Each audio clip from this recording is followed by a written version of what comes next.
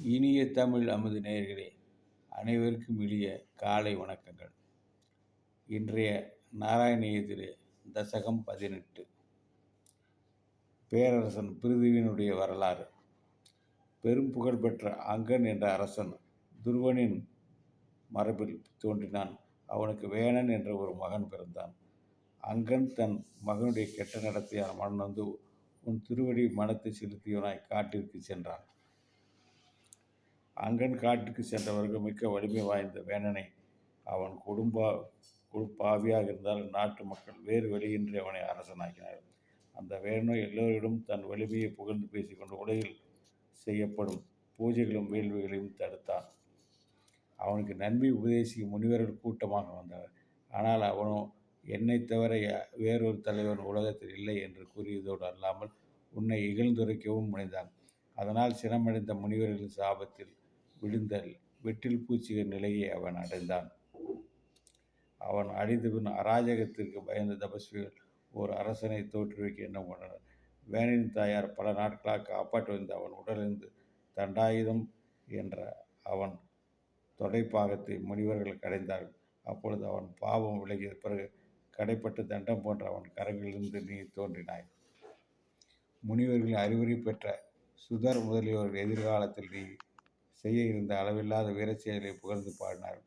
அப்பொழுது பிருது சக்கரவர்த்தியார் தோன்றி நீயே வேணன் கொடுத்த துன்பத்தினால் செல்வங்கள் அனைத்தையும் விழுங்கி மேடு பள்ளமாக வறண்டு போன பூமாதேவியை தங்கள் வெளிநாளையை சமமாக்கி மீண்டும் வளமாக்கினாய்.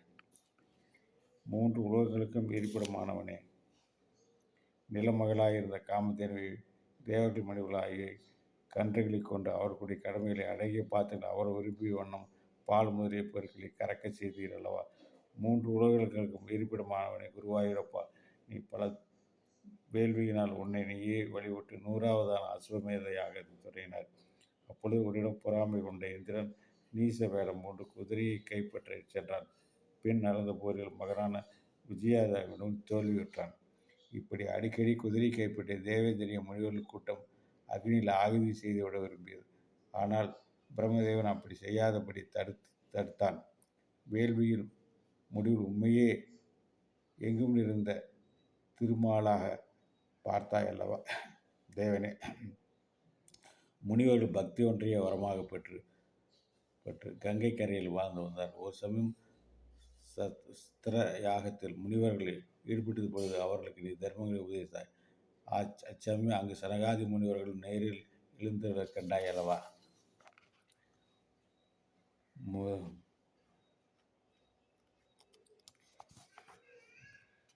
குருவாயூர்கள் எழுதியிருக்கின்றவனே, ஈசனே, சனகர் முதலியவற்றின் வாயிலாக பேரறிவை பெற்று காட்டிற்கு சென்று உன் ஆத்ம வடிவை அடைந்தாய்.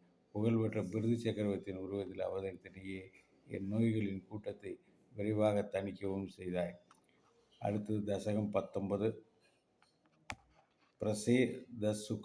பிரதேசசுக்களின் வரலாறு. பிருதுவின் மகனான விஜிதாசோனுக்கு அவிர்த்வானன் என்ற பிள்ளை பிறந்தான். அவனுக்கும் நபஸ்வதிக்கும் பிரச்சீன பர்கிஸ் என்பவன் தோன்றினான். அவன் பிருதுவை போலவே அறங்களை செய்து நல்ல செயல்களை கொண்ட வீரனாக திகழ்ந்தான். தன் இளம் மனைவியான சத்ருதியிடம் பிரதேசக்குள்ளாகிய 10 பிள்ளைகளை கேட்டான். அப்பிள்ளைகளோ சிறந்த அறிவுடைய உன் கருணையின் வடிவாக வந்தது போல வணங்கி விட்டார்கள். அந்த 10 பேர்கள் படைப்பிலை பட்டினி கொண்ட தந்தையின் கட்டளையார் உண்மை குறித்து தவறு செய்ய விரும்பி மேற்கு கடலை அடைந்தார்கள். அக்கடல் கரையில் மனதிற்கு இனிய சிறந்த விசாலமான தடாகத்தை கண்டார்கள். அப்பொழுது உன் பக்தர்களில் சிறந்தவனான ஸ்ரீருத்ரன் தூய்மையான அந்த நீர்நிலைக்கு வந்தான். அவன் உன் பக்தர்களை காண்பதில் மிகுந்த ஆவலை அடைந்தான். பிரதேசர்களின் முன்னிலையில் தோன்றி அவர்களுக்கு ருத்ரகீதம் என்ற ஸ்தோத்திரத்தை உபதேசித்தார். அவர்கள் நீரின் நடுவில் நின்றபடி அந்த ஸ்தோத்திரத்தை சொல்லி 16,000 ஆண்டு ஒன்று வெளிவிட்டார். உன்னுடைய பரமானந்த ரசத்தை உணர்ந்து கொண்டது போல ஆண்டுகள் பல கழித்து அவர்களுக்கு தெரியவில்லை. திருவனுக்கு விரைவில் உன் அருள் கிடைத்து போல் அந்த பாக்கியம் இவர்களுக்கு அவ்வளவு எளிதில் கிடைக்கவில்லை. அவர்களுடைய முன்னோரான வேணன் வேள்விகளை ஆரம்பத்திலே அழிப்பதிலே ஈடுபட்டான். ஆயினும் இவர்கள் அளவற்ற தவ மகிமையால் தூயவன் ஆனான். அவர்களின் தந்தையான பிரசீன பர்கிசு தன் இல்லத்தில் வந்த நாரதின் வாயிலாக ஆன்ம ஆசையை பெற்று உன்னிடம் ஒன்றிவிட்டான். ஒளி வீசும் சக்கரம் முதலிய ஆயுதங்களை 8 கைகளும் ஏந்தி 4 திசையிலும் பேரொளி பரவ கருடன் மீது நீ அமர்ந்த நிலையில் உன் அருள் வலிமையால் அவர்கள் முன்பு நீ தோன்றினாய். அப்பொழுது அவர்களிடம் உன்னிடம் ஒன்றையும் வேண்டவில்லை. ஆயினும் நீயே அருள் மிகுதியால் அவர்களுக்கு வரங்கள் அளித்தாய். உன்னை பற்றி நினைவே மக்களின் நன்மைக்கு வாய்ப்பாக வந்தது. அந்த ருத்ரன் கற்பித்த ருத்ர கீதம் என்ற துதி அனைவரும் விரும்பியவற்றை அளிப்பதாகும்.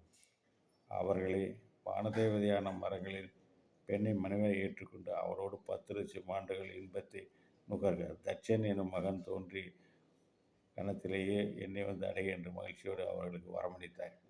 அவர்கள் நிலத்தை மறைத்து கொண்டிருந்த மரங்களை சினம் கொண்டு எரிக்கத் தொடங்கினார்கள். ஆனால் பிரம்மதேவன் அவர்களை அவ்வாறு செய்ய முடியாமல் தடுத்தான். பிறகு அவர்கள் மரங்கள் அடர்ந்த பெண்ணை ஏற்றுக்கொண்டு நீ குறிப்பிட்ட காலம் முடிய இன்புற்று வாழ்ந்தார்கள். பல வேள்விகளை செய்து அவர்கள் தட்சனை மகனாக பெற்றார்கள். பிறகு நாரதின் வாயிலாக பெற்ற அறிவால் பேரானதற்குரிய இடமான பிரம்மத்தை அடைந்தார்கள். குருவாயூரின் தலைவனே, அத்தகைய நீயே என்னை காத்தருள வேண்டும் என்று அந்த பட்டத்தை செய்து முடிக்கிறார். நீ அடுத்த தசகம் 20 ரிஷப யோகீஸ்வரனுடைய நாளை பார்ப்போமா. நன்றி, வணக்கம்.